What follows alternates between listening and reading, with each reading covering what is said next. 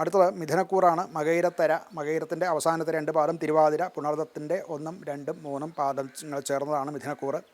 മിഥുനക്കൂറുകാർക്ക് വ്യാഴം ലഗ്നത്തിൽ തന്നെ നിൽക്കുന്നു. ഇവരെ സംബന്ധിച്ചിടത്തോളം ഈ ഗുരുവിൻ്റെ ഈ ലഗ്നത്തിലെ സ്ഥിതി കാരണം അവരുടെ ചിന്താപരമായിട്ടുള്ള അല്ലെങ്കിൽ ജ്ഞാനപരമായിട്ടുള്ള കാര്യങ്ങൾക്ക് വർദ്ധിത വീര്യം ഉണ്ടാകുന്ന സമയമാണ്. പുതിയ കാര്യങ്ങൾ പഠിക്കാൻ, പുതിയ സംരംഭങ്ങൾ തുടങ്ങാൻ, പുതിയ പദ്ധതികൾ ആലോചിച്ച് ആക്കാനും മറ്റുമൊക്കെ അവർക്ക് കൂടുതൽ സാധിക്കുന്നതാണ്.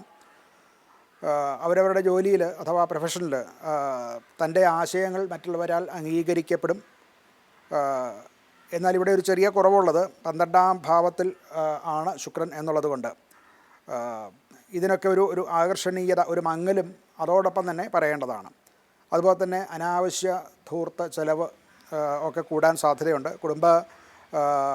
പരമായിട്ടുള്ള ചില യാത്രകളുമൊക്കെ വേണ്ടി വരും. അത് സംബന്ധിച്ചും ഒക്കെ ചിലവുകൾ വരാവുന്നതാണ്.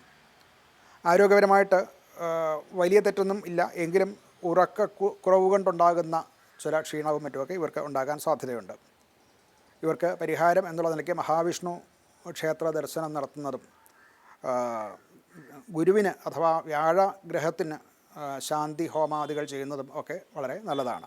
അതുപോലെ ഗുരുസ്ഥാനീയരായിട്ടുള്ള ആൾക്കാർക്ക് ദാനം ചെയ്ത് അവരെ പ്രദക്ഷിണ നമസ്കാരം ചെയ്യുന്നതും അവരുടെ അനുഗ്രഹം തേടുന്നതും വളരെ നല്ല കാര്യമായി.